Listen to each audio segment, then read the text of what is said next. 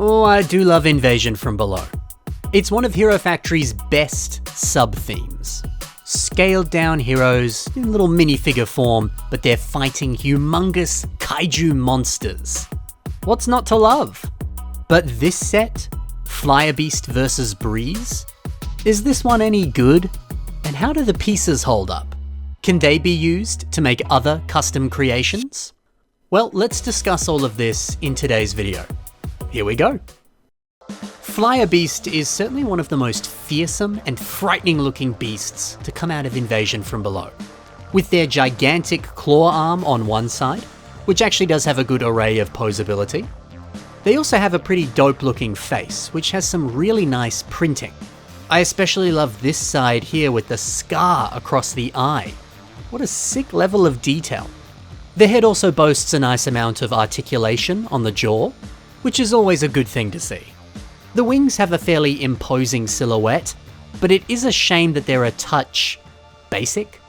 I would have loved to have seen some sort of like cloth or vinyl element across these individual sections.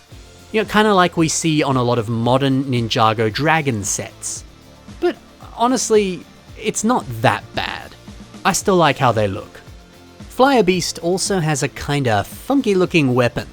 He's just sort of ripped an antenna or some sort of communications pole out of the ground, and now he's swinging this thing around to destroy the city. That's fun, I like it.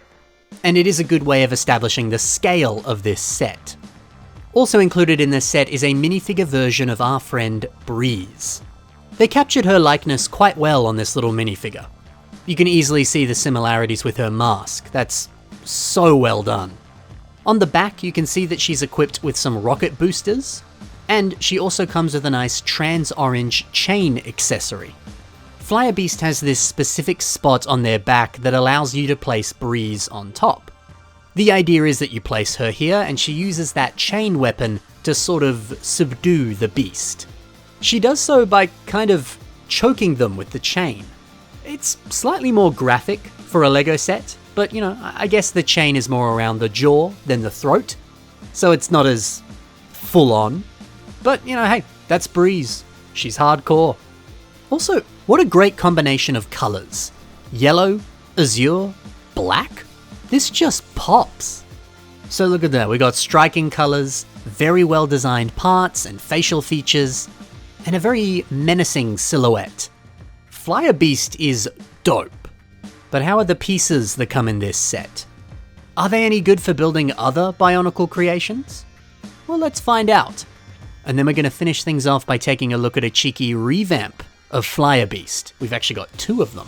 Get excited. Anyway, the first piece I want to talk about is this yellow lower jaw element that we see on Flyer Beast's head. How else could we use this? Well, Dylan Meaves has a cool looking boxing robot that uses two of them for shoulder armor. Yeah, the bulky padding that these provide, doesn't it just look exceptional? You know, this is a very clever way of using this piece, a little outside the box, and I like that. Additionally, you get some of these medium azure CCBS bone pieces in this set. And here's a mock by Shadowgear 6335 that uses some of them. This piece is used on the lower arm and the upper arm. It's a pretty straightforward connection. They're used in pretty much the same way that they're used in the set.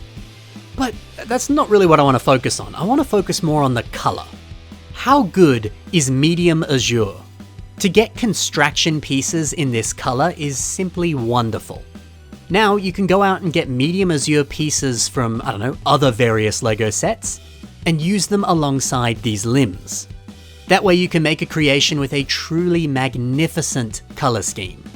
If you're curious, by the way, a lot of the medium azure system parts that we're seeing on this mock, they come in this old Lego Elves set.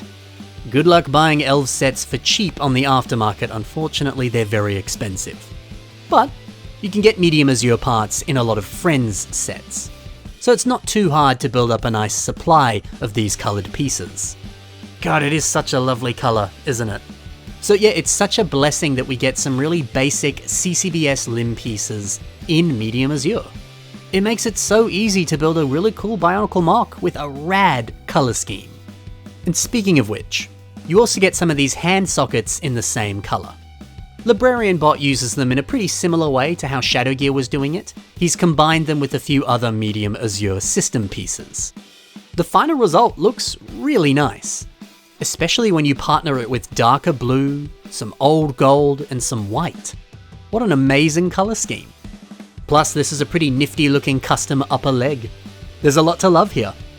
Also included in this set are some of the larger Invasion from Below spike pieces in black. You get 4 of them in total. I enjoy how Braonicles has used them on a leg design here for their revamp of Elec. It is quite a simple leg design, but I think it looks really solid. It rounds things off pretty nicely, and yeah, that's a great use for this piece. Now for Flyer Beast's wings. The desired effect is achieved with the use of this piece. It sure does look good in black. A builder called Aloe Grey, they use this piece in white to build a nice bow and arrow design. Yeah, the curved shape of this piece, it looks perfect for a bow. Honestly, hey, this is probably one of the best ways that you could use this piece. That's some good stuff. And finally, the set comes with this exclusive element. It's a CCBS shell with some very nice printing on top. Well, as for mocks that use this piece, it took me many hours to find a mock, and ultimately, I found nothing. See, that's the part of the show you guys don't see, the hours and hours that I spend looking for mocks that use these pieces. I found nothing that used this. But, let me show you a mock by Abhyoga Pratama. If we zoom in on the legs a little bit, you'll notice a different printed CCBS armor shell on the knees. These specific parts actually come in the Hero Factory Villains set, Waspix. If we zoom in a little bit, you can see them on the arms and also the back of the head. But anyway, the yellow and black color scheme of this mock, and the choice to use some printed armor shells, it got me thinking. This armor shell would probably complement this mock very nicely, wouldn't it? So yeah, hey, if you're making something that has a yellow and black color scheme, consider adding in this piece.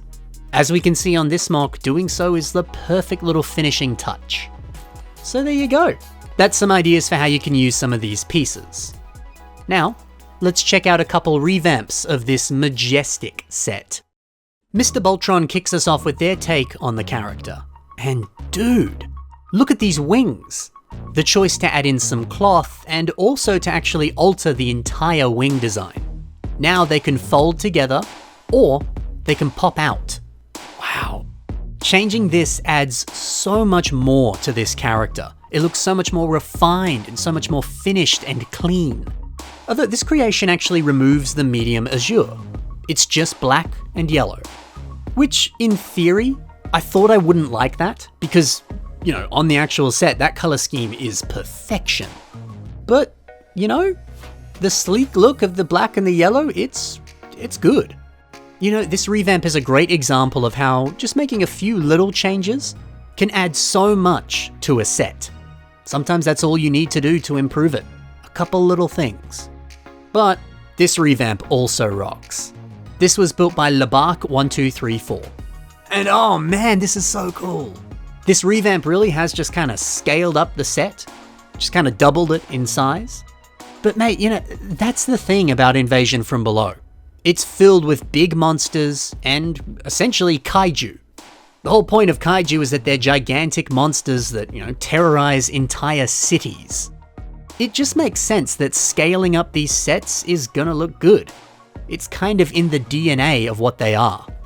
The bigger wing design is probably my favorite part, and I like the choice too to combine the wings and the arms into one thing. Doing so has made them way more posable. And, I mean, just looking at it in some of these shots, wow.